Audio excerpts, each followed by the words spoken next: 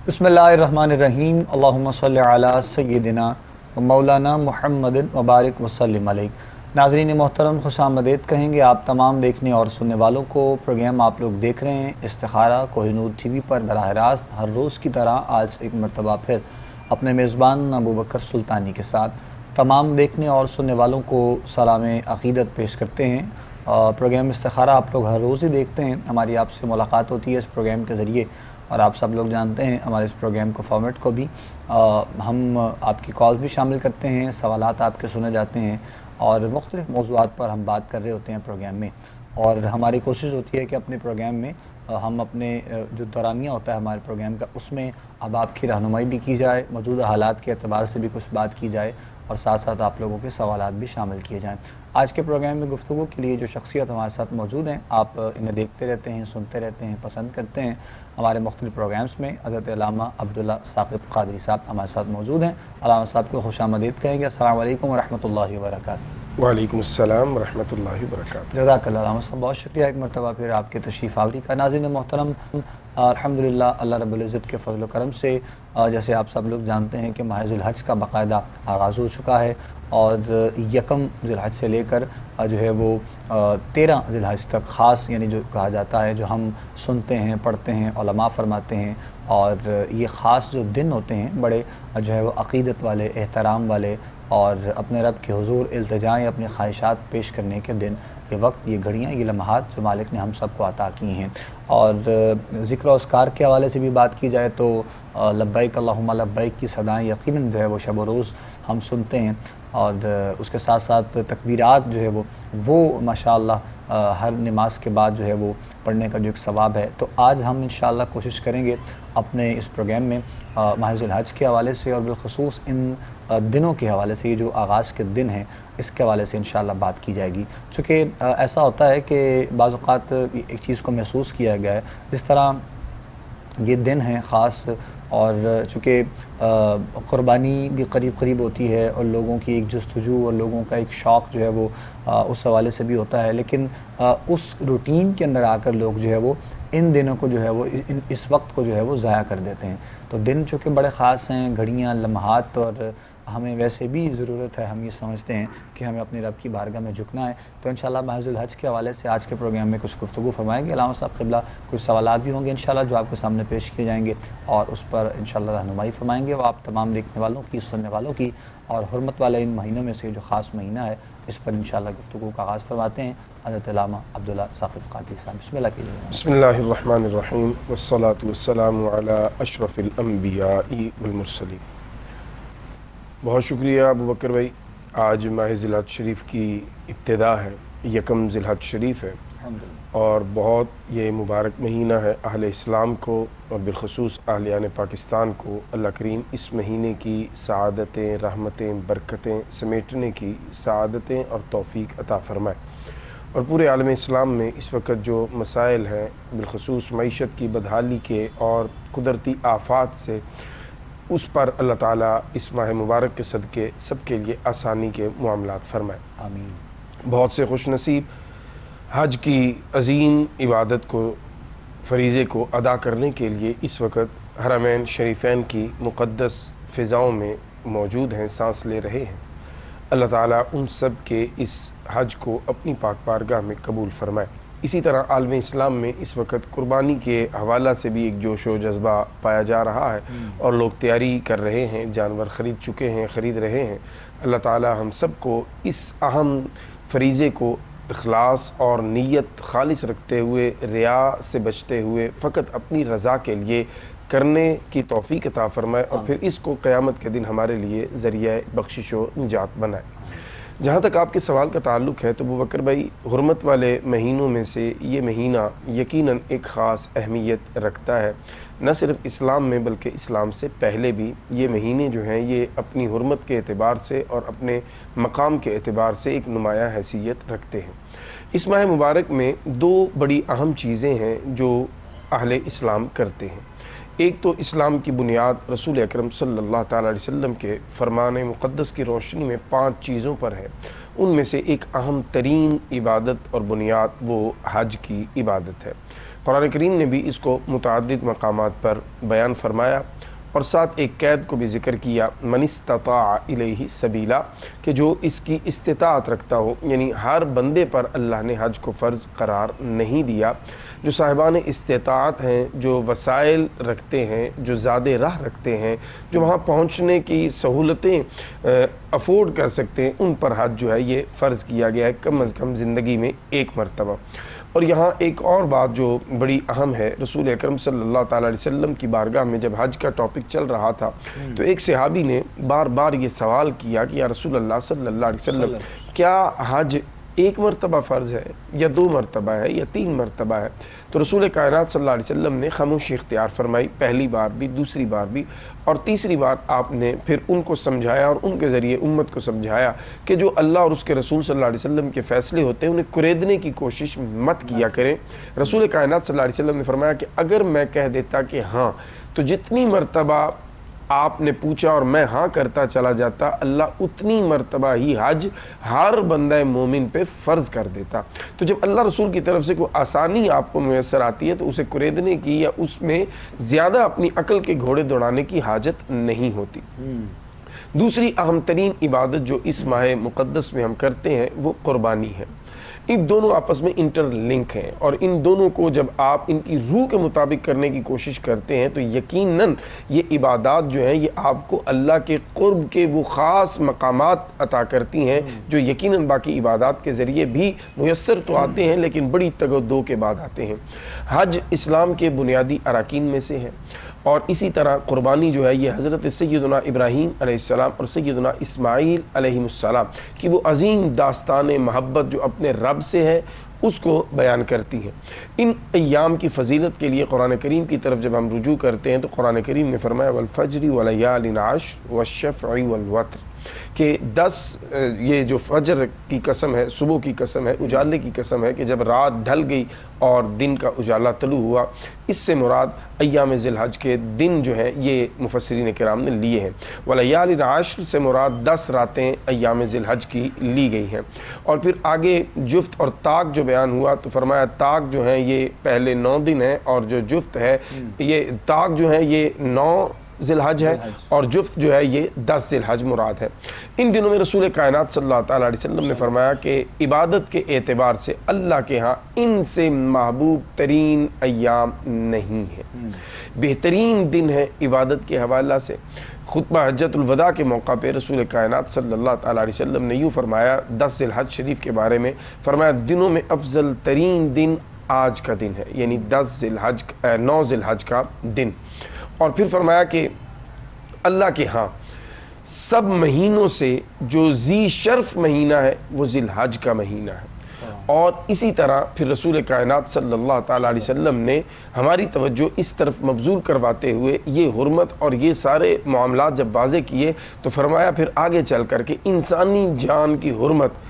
आज के दिन, इस महीने और इस मकाम से भी अल्लाह के यहाँ ज़्यादा है। यानी जहाँ हमने इबादत की तरफ रग़बत करनी है, जहाँ हमने इन दिनों में इबादत की तरफ बढ़ना है, वहाँ हमने हुकूकुल इबाद के बारे में बड़ा ख़ास ख्याल रखना है। ये ना हो कि हम इन 10 दिनों में इबादत की कसरत तो कर लें लेकिन इबादत जो है उसकी हिफाजत का इंतज़ाम न कर सकें, अपनी ज़ुबान की वजह से या अपने अमल की वजह से करें हम लेकिन मुखाते किसी और के चली जाएं क़यामत के दिन। तो हमें इन दिनों में इबादत की कसरत करनी है। नमाज की पाबंदी तो यकीनन बुनियाद है, उसके बाद इबादत की कसरत की तरफ जाना है। अल्लाह के ज़िक्र को इन दिनों में हमें हर वक्त अपनी ज़ुबान पे जारी रखना है, क्योंकि कुरान मजीद ने लियज़कुरु स्मल्लाहि फ़ी अय्यामिन मालूमात, अय्याम मालूम में अल्लाह फरमाता है ज़िक्र की कसरत करो। इससे मुराद मुफस्सिरीन किराम फरमाते हैं अय्याम ज़िलहज के ये मुबारक दिन है। और फिर आगे महदूदात का लफ्ज़ आया, फरमाया महदूदात से मुराद 9 और 10 ज़िलहज का दिन है। तो इन दिनों में कसरत के साथ हमें अपने अल्लाह का ज़िक्र करना है और ख़ुसूसियत के साथ कुछ कलिमात ऐसे हैं जो हदीस मुबारक में जनाब रसूल अकरम सल्लल्लाहु ताला अलैहि वसल्लम की मुबारक ज़ुबान से उम्मत को अता हुए। उनमें फरमाया अल्लाहु अकबर, ये हमारी ज़ुबान पे कसरत के साथ इन 10 दिनों में कम अज़ कम रहना चाहिए। लेकिन मतलब ये नहीं है कि 10 दिनों की कैद कोई लग गई है, आगे पीछे आप ये नहीं कर सकते। اگر ان 10 دنوں میں یہ روٹین بن جائے تو اس کو قائم رکھنے کی کوشش ہمیں کرنی چاہیے۔ اللہ اکبر یہ کلمہ کثرت کے ساتھ کہیے، لا الہ الا اللہ اس کلمے کی کثرت کیجئے، اور الحمدللہ، سبحان اللہ، یہ 4 کلمات ایسے ہیں جو تاجدار مدینہ صلی اللہ تعالیٰ علیہ وسلم فرماتے ہیں کہ کثرت کے ساتھ آپ کی زبانوں پہ رہنے چاہیے۔ اور جس طرف اشارہ کیا تھا ابو بکر بھائی آپ نے کہ تکبیرات تشریق وہ بڑی خوبصورت اور جامع کلمات ہیں، اللہ اکبر، لا الہ الا اللہ واللہ اکبر وللہ الحمد۔ اچھا اس میں آپ دیکھیں حمد بھی آ گئی، لا الہ الا اللہ بھی آ گیا، اللہ اکبر بھی آ گیا، یعنی یہ جامع ہے۔ اگر آپ اسی کو بار بار پڑھتے رہیں تو یقیناً آپ کو اس کے فوائد اور اس کی برکات جو ہیں وہ نظر بھی آئیں گی اور آپ ان کو محسوس بھی کریں گے۔ تو ان ایام میں جہاں ہمیں عبادت کرنی ہے، جہاں کثرت کے ساتھ تلاوت قرآن اور رسول اکرم نور مجسم صلی اللہ تعالیٰ علیہ وسلم آپ کی آل اطہار، آپ کے مقدس گھرانے پہ درود و سلام کے نذرانے پیش کرنے ہیں، وہیں اپنے اللہ کے ذکر سے زبانوں کو تر رکھتے ہوئے ایک بڑی اہم چیز جس کی طرف ہمیں توجہ کی اشد ضرورت ہے کہ جہاں ہم نے عبادات کی اضافے کی طرف جانا ہے، وہیں پہ ہم نے اپنے آپ کو گناہوں سے بچانے کا بھی اہتمام کرنا ہے۔ کیونکہ دیکھیے جب فضیلت کے دن آتے ہیں تو اس میں نیکی کا اگر اجر بڑھ جاتا ہے تو پھر یقیناً اللہ کی بارگاہ میں اگر ان مقدس ایام میں جن کی فضیلت بھی آپ تک پہنچ گئی، جن کا مقام بھی آپ تک پہنچ گیا کسی نہ کسی ذریعے سے، پھر آپ اس عظمت اور فضیلت کو اپنی نظر میں اور اپنی دانست میں کم جانتے ہوئے گناہ کرتے ہیں تو یقیناً اس کا وبال بھی عام دنوں کے گناہ سے زیادہ آپ پر پڑنا ہے۔ تو اس لیے میں کہتا ہوں کہ اگر نیکیاں زیادہ نہیں کر سکتے تو کم از کم گناہ بالکل چھوڑ دیجئے، ان 10 دنوں میں اللہ کی نافرمانی سے اپنے آپ کو بچا لیجئے، کوشش کیجئے کہ اس کام سے رک جائیے جس سے میرے اللہ نے منع کیا ہے۔ اور بالخصوص ان ایام میں چونکہ ایام قربانی بھی ہیں، ایام نحر ہیں، تو جانوروں کی خریداری جب ہوتی ہے تو اس میں بہت سے معاملات ایسے دیکھنے میں آتے ہیں کہ جب عام سادہ جو وپاری ہوتے ہیں جو دور دراز سے بیچارے بڑی مشقت کے بعد محنت کے بعد جانوروں کو پال کے ان کی خدمت کر کے آج لے کے آتے ہیں اپنے بچوں کے رزق کو حلال طریقے سے کمانے کے لیے، تو ان کے ساتھ دھوکہ کر دیا جاتا ہے، انہیں جعلی نوٹ دے دیے جاتے ہیں، ان کے ساتھ اور اس طرح کی ٹریجڈیز ہو جاتی ہیں۔ اس کی وجہ سے وہ بیچارے اپنی اس پورے سال 2 سال کی محنت اور جمع پونجی سے محروم ہو جاتے ہیں۔ اور آپ سوچئے ذرا کہ پورا گھر انتظار میں بیٹھا ہے کہ بابا لاہور گئے ہیں، کراچی گئے ہیں، ملتان گئے ہیں، اسلام آباد گئے ہیں، جانور سیل آؤٹ کر کے پیسے لے کے واپس آئیں گے، اور جب وہ بندہ دھوکا ہو جاتا ہے اس کے ساتھ تھکا ماندہ اپنا ٹوٹا ہوا جسم لے کے جھکی ہوئی نظریں لے کے اپنے گھر جاتا ہوگا، ان بچوں پہ کیا گزرتی ہوگی، اس فیملی پہ کیا گزرتی ہوگی۔ تو ایام حج کی فضیلت کا احساس کیجئے، خیال کیجئے، یقین کیجئے آپ کا کچھ نہیں بنے گا۔ آپ کسی کو دھوکہ دے لیں گے، آپ اس سے 2 4 5 لاکھ روپے کی دہاڑی لگا لیں گے، آپ کا کچھ بھی نہیں بنے گا، لیکن یہ ضرور ہے کہ آپ اپنی قبر کو اور اپنی آخرت کو اپنے ہاتھوں سے برباد کر لیں گے۔ تو ان دنوں میں جو کرنے کے کام ہیں وہ میں نے عرض کیا ہے، میں ریپیٹ کر دیتا ہوں، اللہ کا ذکر کثرت کے ساتھ کیجیے، کلمات بھی میں نے عرض کر دی، اللہ اکبر، لا الہ الا اللہ، الحمدللہ، سبحان اللہ، یہ آپ کثرت کے ساتھ پڑھیے یا تکبیر تشریق پڑھیے، اور پھر روزے رکھیے، روزے رکھیے۔ رسول اکرم صلی اللہ علیہ وسلم کے فرمان کا مفہوم ہے کہ اس 10 دنوں میں ہر روزہ جو ہے وہ 1 سال کے روزوں کے برابر ہے، اور پھر 9 ذی الحج کا روزہ فرمایا 2 سال کے گناہوں کا کفارہ بن جاتا ہے، ان کی معافی اور بخشش کا ذریعہ بن جاتا ہے، سال پہلا اور سال آنے والا صغیرہ گناہوں کو یہ معاف کروانے کا ایک بہترین طریقہ ہے۔ ایام ذی الحج میں روزے رکھیے اگر اللہ ہمت دے، اور اگر کوئی تکلیف ہے، کوئی عذر ہے، کوئی کام آپ سخت کرتے ہیں تو پھر کوشش کیجئے 9 ذی الحج کو تو چھٹی ہوتی ہے تو 9 ذی الحج کا روزہ مس نہ ہونے پائے، 9 ذی الحج کا روزہ رکھنا ہے، کثرت سے ذکر خداوندی کرنا ہے، نماز کی پابندی کرنی ہے، تلاوت قرآن کرنی ہے، اور حقوق العباد کا خاص اہتمام کرنا ہے، اللہ کی نافرمانی سے بچنا ہے۔ اللہ کے پیارے رسول صلی اللہ تعالیٰ علیہ وسلم، آپ کی آل اطہار، ان کی بارگاہ میں درود و سلام کے نذرانے پیش کرنے ہیں۔ یہ کام کر کے انشاءاللہ ان ایام ذی الحج کے جو اللہ کی بارگاہ سے عطا ہونے والے انعامات ہیں وہ ہم سمیٹ سکتے ہیں، جو کہ ہمیں سمیٹنے چاہیے۔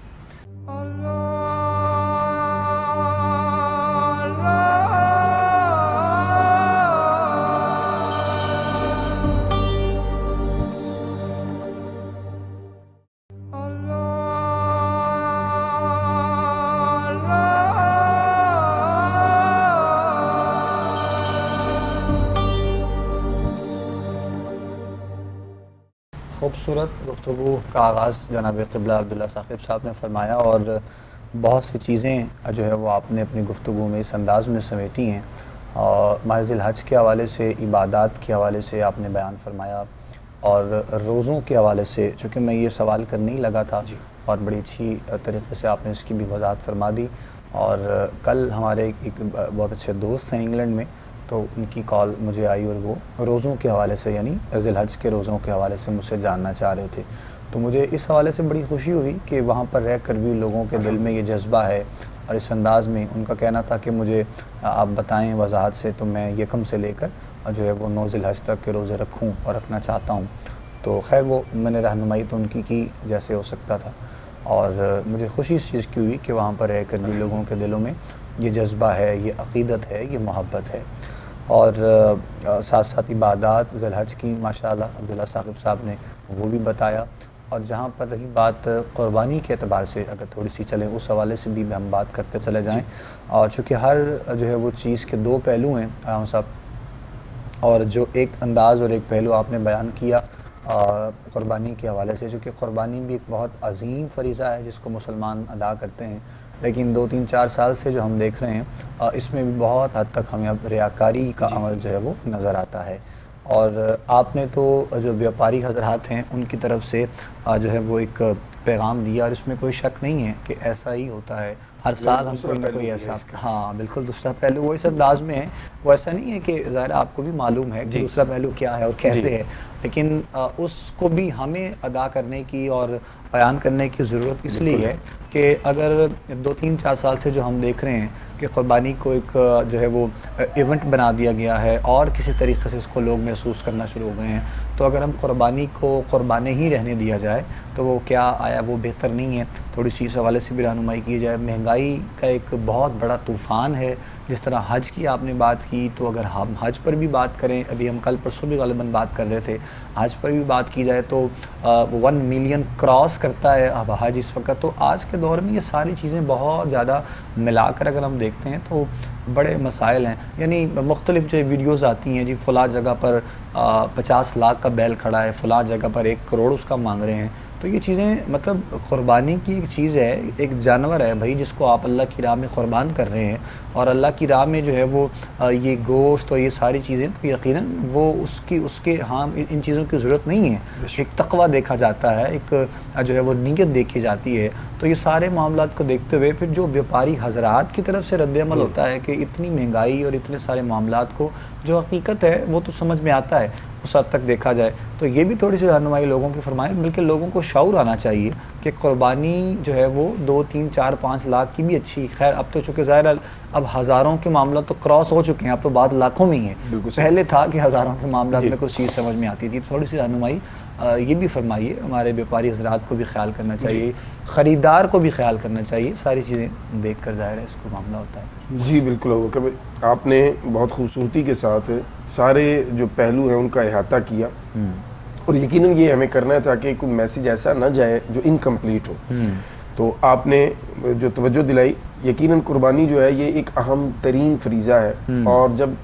اس کے فلسفے کو، کیونکہ دیکھیے اسلام میں جو بھی چیز اللہ کی طرف سے کوئی حکم ہے نا ابو بکر بھائی، یا اللہ کے پیارے رسول صلی اللہ علیہ وسلم کی طرف سے جب ہمیں حکم ملتا ہے تو اس کو ہم آئسولیٹ کر کے صرف نہیں دیکھ سکتے، بلکہ ہمیں اسے اس کی روح کے مطابق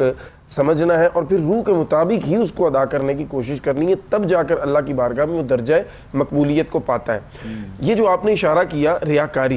ریاکاری جو ہے یہ اس قدر اسلام میں سخت ناپسند کی گئی ہے۔ حضرت عمر رضی اللہ تعالیٰ امیر المؤمنین، آپ حضور صلی اللہ علیہ وسلم کے روضہ اقدس پہ حاضر ہیں، قبر انور پہ حاضر ہیں،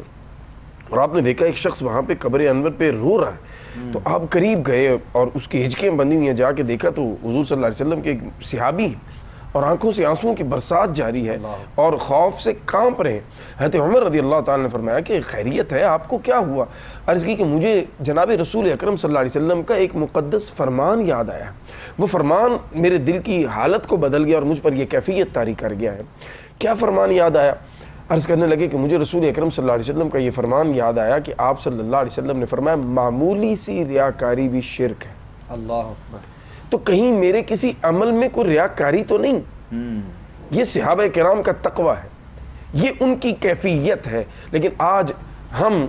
اس ریاکاری میں بری طرح سے جکڑے جا چکے ہیں. ہم سوشل میڈیا پہ مختلف ایپس پہ جانوروں کی کیٹ واک ہو رہی ہے, جانوروں کو ہم پروموٹ کر رہے ہیں اور دکھا رہے ہیں کہ یہ ہمارا بیل ہے جناب, ہم نے یہ کر دیا, ہم نے یہ کر کس کے لیے رہے؟ اللہ کے لیے کر رہے ہیں. جب آپ اللہ کے لیے کر رہے ہیں تو اللہ تو علیم بذات الصدور ہے, اللہ تو آپ کے دلوں کے حال جانتا ہے. اور قربانی کو اسپیسیفک کر کے اللہ تعالیٰ کی حکمتوں پہ قربان جاؤں. اللہ کو سب کچھ علم ہے. اللہ جانتا تھا کہ یہ وقت بھی آنے والا ہے کہ جب غریب آدمی اور اس کے بچے جو ہیں ان کے احساسات کو ہم یوں بھی پامال کریں گے. جب ایک مڈل کلاس آدمی جو سیلری والا ہے, جو نہیں افورڈ کر پائے گا, اور اس کے سامنے جب اس کے بچے آ کر یہ فرمائشیں رکھیں گے اور یہ تصویریں رکھیں گے اور یہ گلی کے مناظر آ کے بیان کریں گے تو اس کے دل پہ کیا گزرے گی؟ تو رسول اکرم صلی اللہ علیہ وسلم کی امت پر رب نے مہربانی فرماتے ہوئے بڑا کیٹاگوریکل جو ترجمہ ابوبکر بھائی آپ نے پیش کیا قرآنی حکم کا, فرمایا لن ینال اللہ لحومھا ولا دماؤھا, اللہ کی بارگاہ میں تمہارے خون جانوروں کے, تمہارے جانوروں کا گوشت یہ نہیں پہنچتا. آپ 50 لاکھ کا بیل کر دیں, آپ 1 کروڑ کا بیل کر دیں, رب فرماتا ہے نہ خون میرے تک آیا نہ گوشت میرے تک آیا, یہ سب تم تک رہنا ہے. یا اللہ پھر کرنے کا فائدہ کیا ہے؟ فرمایا وَلَٰكِن يَنَالُهُ التَّقْوَىٰ مِنْكُمْ, مجھ تک تمہارے دلوں کی کیفیت پہنچتی ہے, تمہاری نیت پہنچتی ہے, تمہارا کرنے کا جذبہ پہنچتا ہے کہ تم کس نیت سے کر رہے ہو. اگر آپ کی نیت یہ ہے کہ محلے میں واہ واہ کروانی ہے, نیت یہ ہے کہ خاندان میں فیملی میں جناب میسیج دینا ہے کہ ہم جناب اب اس قابل ہو چکے ہیں کہ ہم 50 لاکھ کی قربانی کرتے ہیں, تو اللہ فرماتا ہے وہ تو مجھ تک نہیں پہنچے گی, وہ تو تمہیں دنیا داری کی ہے, دنیا داری تمہیں مل جائے گی. تو اللہ کی خالص رضا پانے کی نیت جب انسان یہ رکھتا ہے تو پھر قربانی کے جانور کے بارے میں بھی سن لیجئے. قرآن نے بڑا کیٹاگوریکل کہا وَالْبُدْنَ جَعَلْنَاهَا لَكُم مِّن شَعَائِرِ اللَّهِ, یہ قربانی کے جانور اللہ کی نشانی ہے, یہ اللہ کی نشانی ہے. اب اللہ کی نشانیوں کی تکریم کی جاتی ہے, ان کی عزت کی جاتی ہے. تو بیپاری حضرات جو ریٹ کے معاملات میں 2 نمبری کرتے ہیں یا اس جانور کے بیچنے میں جو خرابیاں کرتے ہیں, دانت جیلی آج کل لگا دیے جاتے ہیں, عجیب و غریب دور آ گیا ہے, سینگ ٹوٹے ہوئے ایپ والا جانور ہے, ایلفی کے ساتھ سینگ جوڑ کے بیچ دیے جاتے ہیں. اچھا اب وہ جو بیچارہ خریدنے آیا ہے اس کو تو نہیں علم, بیچنے والے کو تو پتہ ہے میں کیا کر رہا ہوں. تو کیا آپ اپنے مسلمان بھائی کے ساتھ ایک عبادت میں دھوکہ کر رہے ہیں؟ آپ اس کی جو حق تلفی ہے وہ کر رہے ہیں, آپ اس سے پیسے کسی اور چیز کے لے رہے ہیں, اسے دے کچھ اور رہے ہیں, اور آپ یہ سمجھ رہے ہیں کہ آپ رزق حلال کما رہے ہیں, آپ یہ سمجھ رہے ہیں کہ آپ کوئی بڑا نیکی کا کام کر رہے ہیں. تو بیپاری حضرات بھی مناسب دام لیجئے, یہ عبادت ہے. عبادت میں آسانیاں کی جاتی ہیں, اور آسانیاں کرنے والا اللہ کی بارگاہ میں مرتبے پاتا ہے. اللہ کی بارگاہ میں کم جو منافع اور پروفٹ آپ لیں گے, اللہ اس میں آپ کے لیے برکت فرما دے گا, وہ آپ کے لیے, آپ کی اولاد کے لیے خیر کے دروازے کھول دے گا. لیکن جب آپ 2 نمبری کریں گے, جب آپ عوام کی مجبوریوں سے فائدہ اٹھانے کی کوشش کریں گے, جب آپ, اور پھر دیکھیے یہ مہنگے جانور جو لینے کا بھی ایک کلچر بن گیا ہے, چل پڑا ہے کہ موٹا جانور دیکھنا ہے جی بڑا. اچھا اب اس میں کیا ہوتا ہے, ان کو جہاں تک میں ناقص سمجھ رکھتا ہوں اور کچھ چیزیں دیکھی پڑھی سنی ہے, تو یہ اسٹیرائڈ کا کمال ہوتا ہے بکر بھائی, یہ ان کی اوریجنل صحت نہیں ہوتی. ہاں جی, اوریجنل صحت کے لیے اگر آپ دیکھنا چاہتے ہیں جانور کو تو آپ اسے کم از کم 1.5-2 مہینے پہلے لائیے, اپنے گھر باندھیے اور اسے چارہ کھلائیے, تو 1.5-2 مہینے کے بعد ایکچوئل جانور وہ آپ کے سامنے نکل کے آ جائے گا. وہ کیا ہے, یہ جو جھالر نیچے زمین کو ٹچ ہو رہا ہے اور آپ کہہ رہے ہیں کہ یہ کوئی بڑا کمال ہے, بڑی خوبصورتی ہے جانور کی, تو خوبصورتی وہی ہے جو نارمل میں ہے, جو رب کی تخلیق ہے, جو رب نے جانور بنائے ہیں. تو اس لیے زیادہ مہنگے جانور اسلام کا مقصود نہیں ہے, زیادہ کمپٹیشن میں آ کر ریاکاری کی طرف چلے جانا یہ اسلام کا مقصود نہیں ہے. اسلام کا مقصود ہے حضرت ابراہیم علیہ السلام کی نیت, حضرت اسماعیل علیہ السلام کا جذبہ قربانی, اور اپنے رب کے نام پر قربان ہونے کا ایک جو احساس اور ایک ان کے اندر ایک جذبہ تھا, یہ اصل قربانی کی روح ہے. کہ جانور کی گردن پہ جب چھری پھرے تو اس وقت ہمارے اندر کے سارے بتوں کے گلوں پہ چھری پھر جائے, ہمارے تمام جو خواہشات نفسانیہ ہیں اللہ کی نافرمانی کی طرف جو لے کے جانے والی ہیں, ان تمام خواہشات کی گردنیں کٹ جائیں, اور اللہ کی رضا ہماری زندگی کا محور و مقصد بن جائے تو پھر آپ یقین کیجئے آپ کی قربانی اللہ کے ہاں درجہ قبولیت کو پا لیتی ہے، اور جب وہ قربانی اللہ کے ہاں درجہ قبولیت کو پاتی ہے تو رسول اکرم صلی اللہ علیہ وسلم کا یہ فرمان عالی شان جو حضرت سیدات النساء کو آپ نے فرمایا کہ جب تمہارا قربانی کا جانور قربان کیا جائے تو اس کے قریب موجود رہو، وہاں پہ سامنے موجود رہو۔ کیوں؟ فرمایا اس لیے کہ خون کا قطرہ زمین پہ گرنے سے پہلے وہ قربانی رب کے ہاں درجہ قبولیت کو پاتی ہے، اور قربانی کرنے والے کے گناہوں کو رب معاف فرما دیتا ہے۔ حضرت بی بی پاک سیدات النساء، ہم سب کے بچے، ہم سب کی نسلیں آپ کی نال پاک پہ قربان۔ حضرت بی بی پاک نے عرض کی امت پہ آسانی، امت پہ مہربانی، امت پہ کرم نوازی، کیونکہ سیدہ پاک بھی جانتی ہیں کہ بابا کی رضا، بابا کی خوشی کس میں ہے۔ عرض کی آقا یہ حکم صرف اہل بیت اطہار کے لیے خاص ہے یا آپ کی ساری امت کے لیے ہے؟ فرمایا اہل بیت اطہار کے لیے تو ہے ہی ہے، آپ کے صدقے میں، اہل بیت کے صدقے میں، میری آل کے صدقے میں، میرے صدقے میں اللہ نے میری امت کے لیے بھی اس کو عام فرما دیا ہے۔ تو لہٰذا اللہ کی نشانی ہے جانور،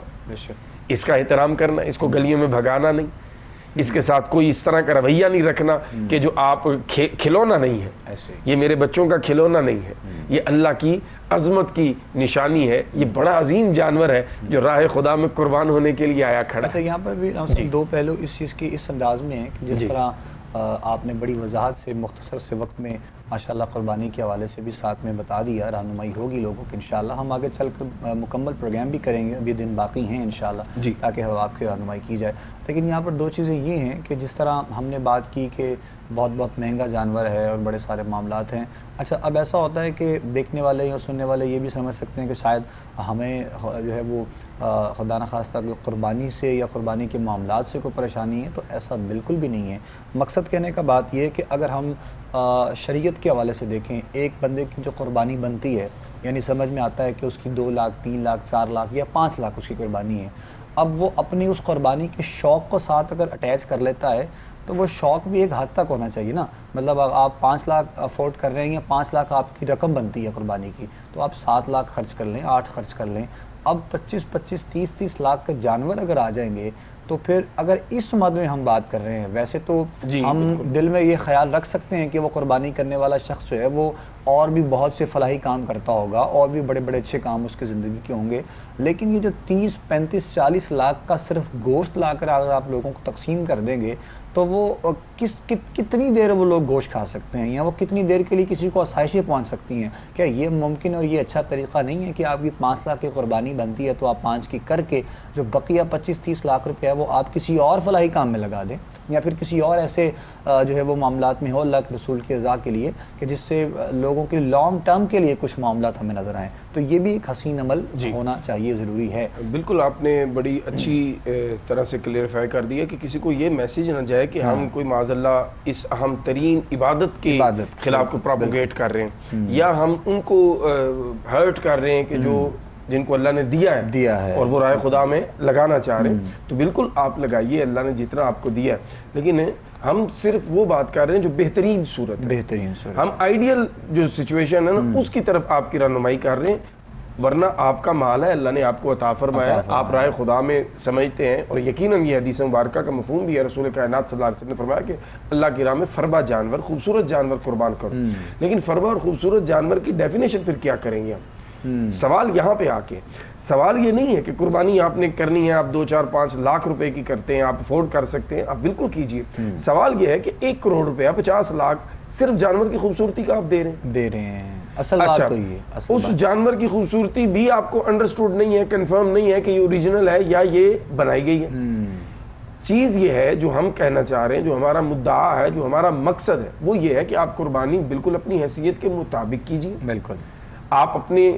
اللہ کی بارگاہ میں شایان شان انداز سے قربانی پیش کیجئے، لیکن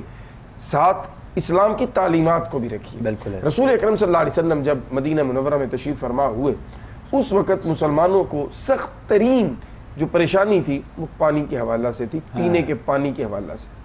اب اس وقت پر خاص جب کسی نے بھی آ کر رسول اکرم صلی اللہ علیہ وسلم کی بارگاہ سے اللہ کی راہ میں مال لگانے کی بابت سوال کیا، تو آپ صلی اللہ علیہ وسلم نے اس ٹائم کی ریکوائرمنٹ کو دیکھتے ہوئے پانی کے صدقے کا حکم دیا۔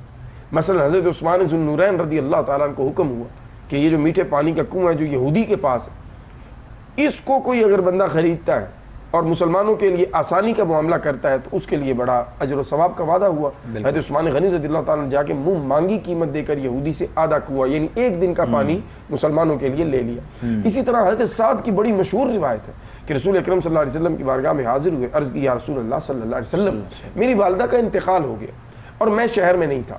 میں اب آیا ہوں اور مجھے یہ یقین ہے کہ اگر میں اپنی والدہ ماجدہ کی خدمت میں ہوتا تو مجھے وہ ضرور اس وقت میں حکم فرماتی کچھ نہ کچھ صدقہ خیرات کرنے کی۔ اب میں ان کی طرف سے صدقہ خیرات کرنے کا ارادہ رکھتا ہوں تو مجھے کیا حکم ہے؟ رسول اکرم صلی اللہ علیہ وسلم نے فرمایا کہ پانی کا صدقہ کرو۔ آپ نے کنواں کھدوایا جس کا نام ہی رکھا گیا سعد کی ماں کا کنواں۔ اللہ مطلب یہ ہے کہ معاشرے کی ضرورت کو بھی ہم نے دیکھنا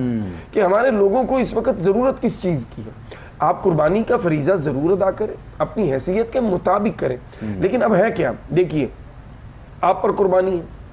آپ اپنی طرف سے کر رہے ہیں، آپ اپنے بچوں کی طرف سے کر رہے ہیں، 7 8 10 20 قربانیاں آپ کی بن گئی، رسول اکرم صلی اللہ علیہ وسلم کی طرف سے آپ نے کر دی، آپ نے حضرت مولا علی رضی اللہ تعالیٰ عنہ، آپ نے اہل بیت اطہار کی طرف سے کر دی، بالکل ٹھیک ہے آپ کر سکتے ہیں، اس میں کوئی ممانعت نہیں ہے۔